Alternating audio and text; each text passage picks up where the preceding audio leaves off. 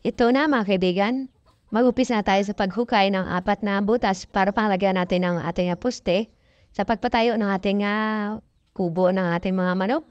So ito, tapos na ang 4 natin na butas. So ito na, napagpatayo na tayo ng 4 natin na poste at saka maglagay tayo ng ating mga parlance.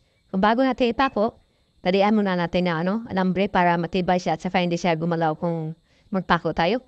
Ito na, tapos na natin pang pako yung ating mga parlance. Bago natin ilagay yung bubong, i-check muna natin kung natalian na lahat ng alambre. Natalian na natin lahat. Mag-upisa na tayo sa paglagay ng ating mga bubong.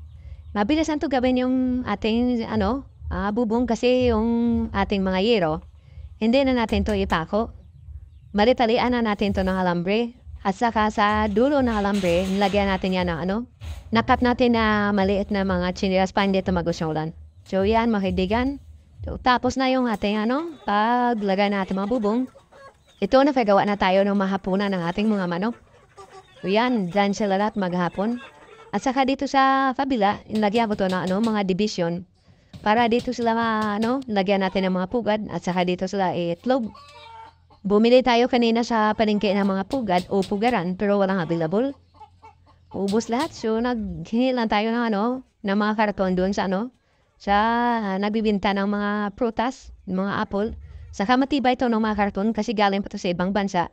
Nagyan to na mga prutas. So hindi basta-basta to siya masira. Ito na, nilipat natin yung ating mga manok dito. O binilisan na natin to sa paggawa kasi nangitog na yung iba. Yung iba diyang pugat may meron ng itlog. Yan mga kaibigan. So thank you very much for watching. And don't forget to like and share my video and follow more.